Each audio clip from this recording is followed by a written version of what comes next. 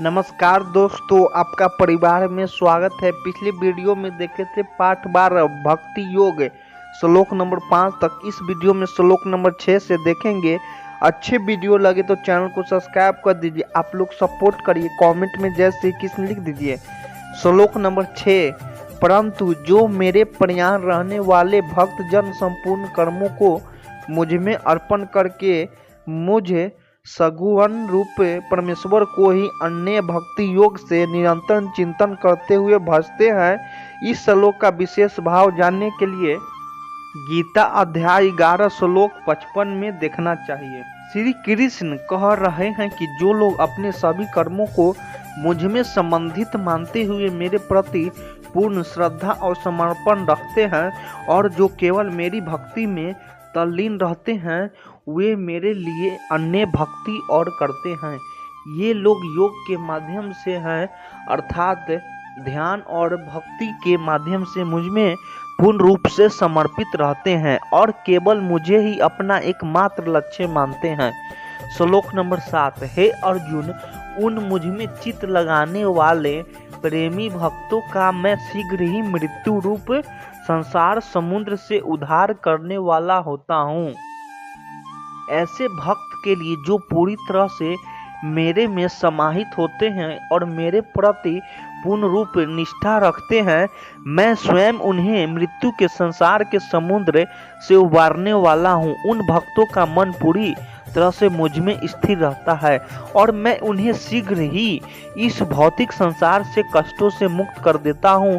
अर्जुन, जो लोग पूर्ण भक्ति और समर्पण के साथ मुझसे जुड़ते हैं, उनके लिए मैं जीवन और मृत्यु के चक्र से मुक्ति प्रदान करता हूँ। श्लोक नंबर 8 है, मुझ में मन को लगा और मुझ में ही बुद्धि को लगा, इसके उपरांत तू मुझ में ही निवास करेगा, इसमें कुछ भी संशय नहीं है। इस श्लोक में भगवान श्री कृष्ण अपने भक्तों को भक्ति योग की राह पर चलने के लिए प्रेरित कर रहे हैं। वे कहते हैं कि यदि आप मन और बुद्धि को मुझ में पूर्ण रूप से समर्पित कर देंगे तो आप मुझ में स्थिर हो जाएंगे। भगवान श्री कृष्ण के अनुसार जब व्यक्ति अपने मन और बुद्धि को पूरी तरह से भगवान में लिप्त कर देता है तो उसकी आत्मा भगवान के साथ विलीन हो जाती है और वह परम शांति को प्राप्ति करता है।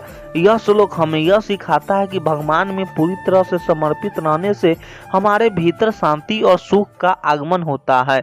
इस प्रकार जब हम भगवान की शरण में आत्मा समर्पण करते हैं और अपनी समस्त क्षमताओं को उन्हीं में समर्पित कर देते हैं तो न केवल हमें आध्यात्मिक उन्नति मिलती है बल्कि जीवन की हर कठिनाई से भी उभरने की क्षमता प्राप्त होती है।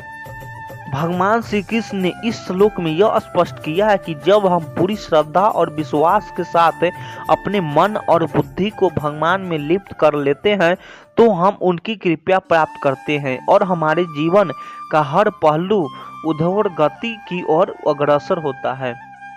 श्लोक नंबर 9, यदि तू मन को मुझ में अचल स्थापन करने के लिए समर्थ नहीं है तो हे अर्जुन, अभ्यास रूप भगवान के नाम और गुणों का श्रवण, कीर्तन, मनन तथा श्रवास द्वारा जप और भगवत प्राप्ति, शास्त्रों का पठन पाठन इत्यादि चेष्टाएं भगवत प्राप्ति के लिए बारंबार करने का नाम अभ्यास है। योग द्वारा मुझको प्राप्त होने के लिए इच्छा कर।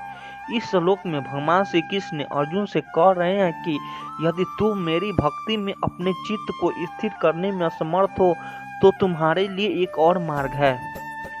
अर्थ चिंतम समाधातुम न सकंसी।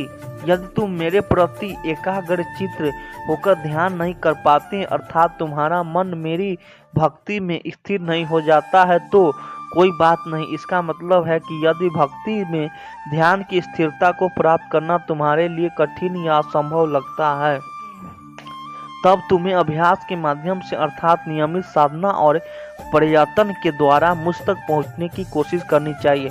भगवान कृष्ण अर्जुन को सुझाव दे रहे हैं कि यदि ध्यान के माध्यम से स्थिरता प्राप्त नहीं हो पा रही है तो निरंतर अभ्यास और साधना द्वारा भी वह भगवान तक पहुंच सकते हैं। इस श्लोक में भगवान श्री कृष्ण यह सिखाते हैं कि भक्ति का मार्ग केवल एक ही नहीं है।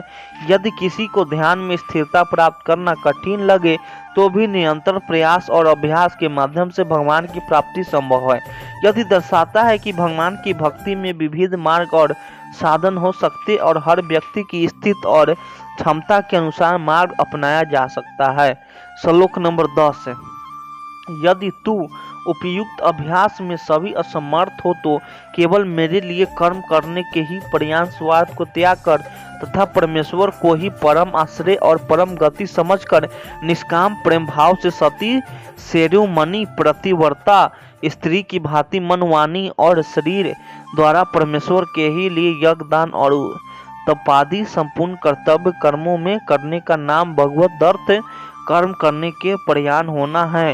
तो इस प्रकार मेरे निमित्त कर्मों को करता हुआ भी मेरी प्राप्ति रूप सिद्धि को ही प्राप्त होगा। यह श्लोक भक्ति और कर्म के संबंध को स्पष्ट करता है। भगवान श्री कृष्ण यह कह रहे हैं कि यदि कोई व्यक्ति भक्ति योग के लिए पूरी तरह समर्थ नहीं भी है तो भी यदि वह मेरे लिए समर्पित होकर काम करता है तो उससे पवित्रता और आत्म सिद्धि प्राप्त होगी। इस प्रकार भक्ति और समर्पण के माध्यम से व्यक्ति अपने जीवन को साध सकता है और आध्यात्मिक उन्नति प्राप्त कर सकता है। इस श्लोक में भगवान श्री कृष्ण ने यह भी स्पष्ट किया है कि भक्ति का मार्ग सिर्फ साधना या नियमित अभ्यास तक ही सीमित नहीं है, बल्कि भगवान के लिए किए गए कर्म भी उस व्यक्ति को उच्चतम उद्देश्य की ओर ले जाते हैं। यही इस श्लोक का प्रमुख संदेश है कि भक्ति और कर्म की सही दिशा में किया गया प्रयास भी फलदायी होता है। अच्छी वीडियो लगी तो चैनल को सब्सक्राइब कर दीजिए, आप लोग सपोर्ट करिए।